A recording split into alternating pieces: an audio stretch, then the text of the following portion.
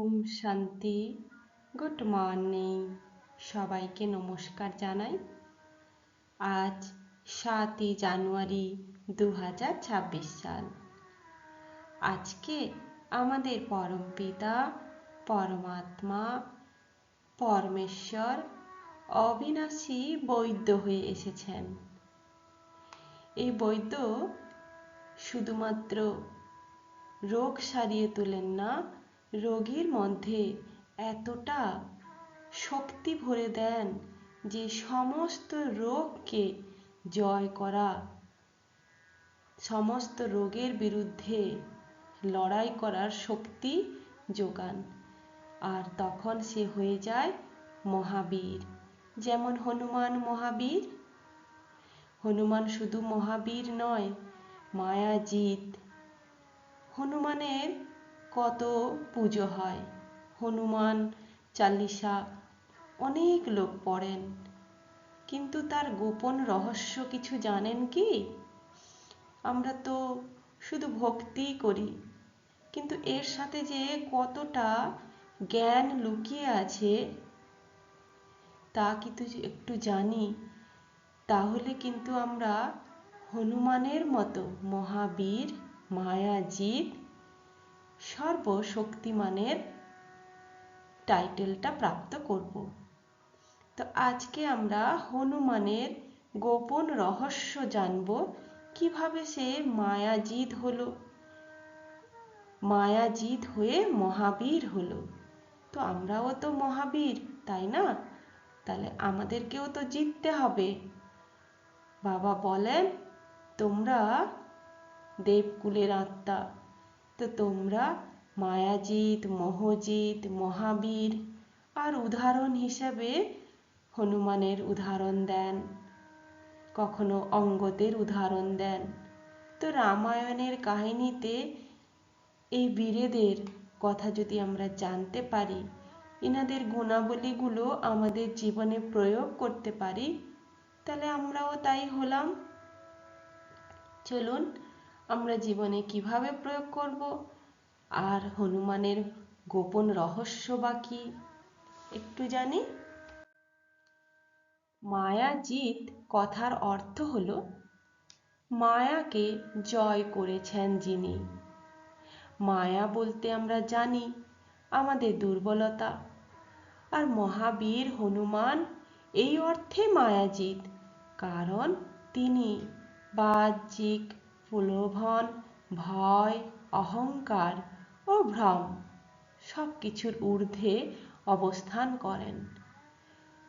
তিনি রামায়ণের গল্পে শোনা যায় তিনি কি করেছিলেন না, সূর্যকে আপেল ভেবে খেতে যাচ্ছিলেন।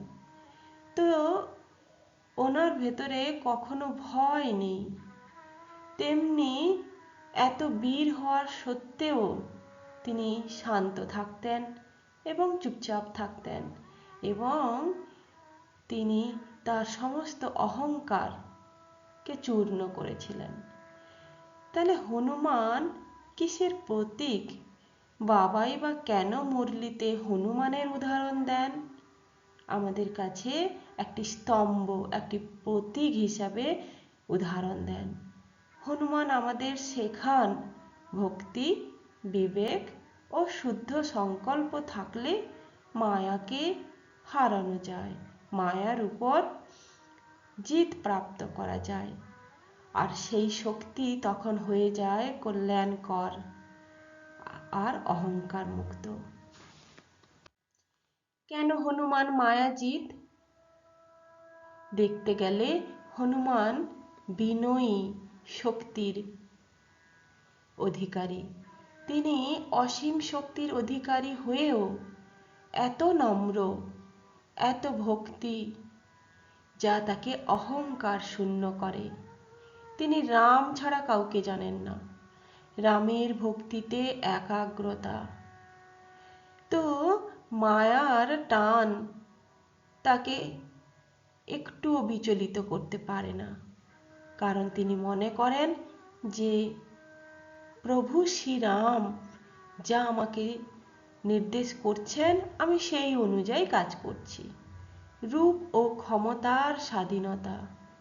ইচ্ছে মতো কখনো ক্ষুদ্র কখনো বিশাল রূপ ধারণ করছেন।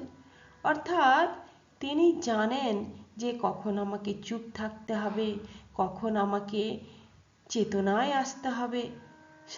সব সময় চেতনা যেন জাগ্রত অবস্থায় রয়েছে। আমাদের চেতনা তো হারিয়ে যায়। আমাদের কেউ কিছু বলল, আমরা সারাক্ষণ ওটা চিন্তা করলাম আর অ্যাকশানেও চলে এলাম। লঙ্কায় মায়া জয়। রাবণের মায়াবী শক্তি যত ছিল সেগুলোকে অতিক্রম করে, ভোগের আকর্ষণ অতিক্রম করে তিনি কিন্তু নিজের মুক্তির এবং সীতার সন্ধান করে গেছেন। আর সর্বোপরি জ্ঞান ও শক্তির যে সমন্বয়, বুদ্ধি, বৈরাগ্য, বিবেকের দ্বারা মায়াকে পরাস্ত করা যায়। এখানে জ্ঞান ও শক্তি দুটো একসাথে প্রয়োগ হয়। তাহলে বুঝতে পারলেন কেন হনুমান মায়াজিত হয়েছে। হনুমানের মায়াজিত শক্তি হলো সর্বোপরি ব্রহ্মচর্য, যোগ বল ও রাম ভক্তি। তো ব্রহ্মচর্য ব্রাহ্মণদের একটি প্রধান ফাউন্ডেশন, সাথে যোগ বল আর আমাদের রাম অর্থাৎ পরমেশ্বরের প্রতি আমাদের অটুট ভক্তি। এগুলি থাকলে আমরা কি করতে পারবো? ইন্দ্রিয় ও মনের উপরে সম্পূর্ণ নিয়ন্ত্রণ থাকবে। অখণ্ড ব্রহ্মচর্য পালন করলে অদম্য শক্তির সঞ্চয় করা যায়।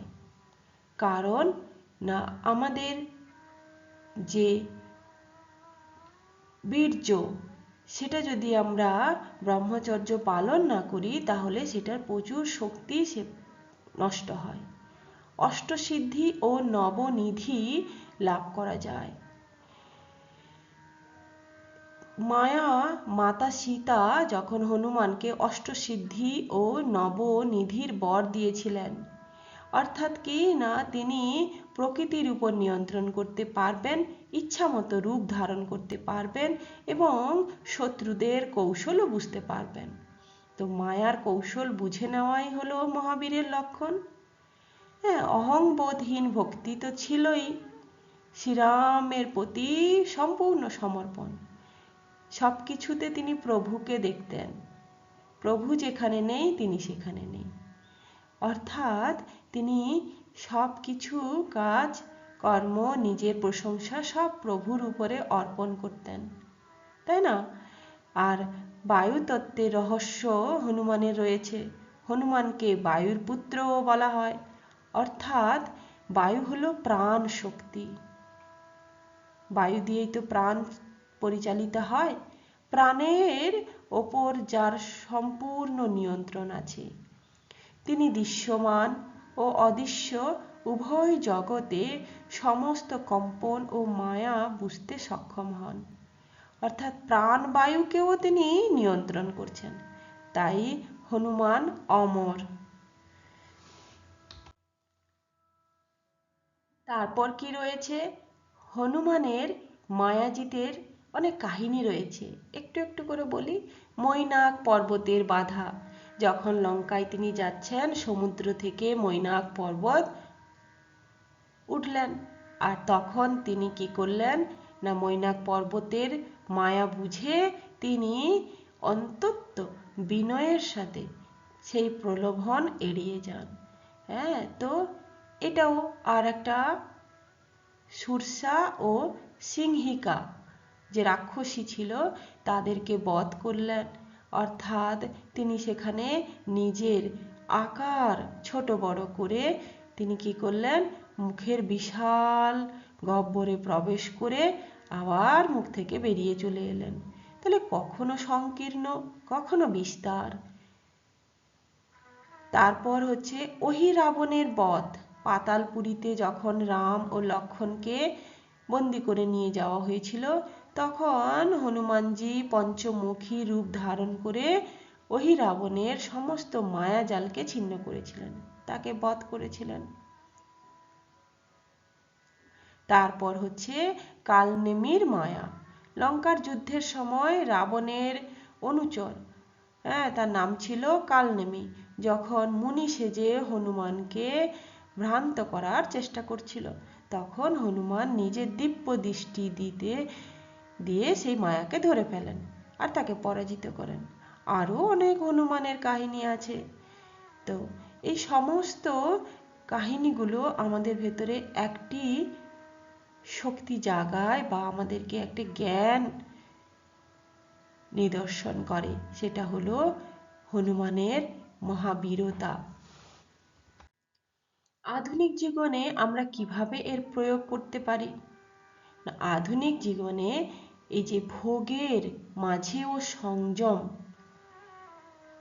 এই দুনিয়া তো ভোগ বিলাসে পরিপূর্ণ, তার মাঝে আমাদেরকে সংযমে থাকতে হবে। ক্ষমতার মাঝেও নম্রতা। আমরা যত বড় পোস্টে কাজ করি না কেন, যদি নম্রতার সাথে আমরা ব্যবহার করি, নম্রতাও আমাদের মাঝে থাকে, তাহলে কিন্তু আমাদের ক্ষমতাই বাড়ে। সাফল্যের মাঝেও কৃতজ্ঞতা। আমরা সফল হই কিন্তু কৃতজ্ঞতা জানাতে ভুলে যাই। তো এটা হলো হনুমানের মায়াজিত শক্তির গোপন রহস্য। লাস্টে একটি সূত্র আপনাদেরকে বলি, ভক্তি মাল্টিপ্লাই বিবেক মাল্টিপ্লাই শুদ্ধ সংকল্প মাল্টিপ্লাই বৈরাগ্য মাল্টিপ্লাই সেবা ইকুয়াল টু মায়াজিত।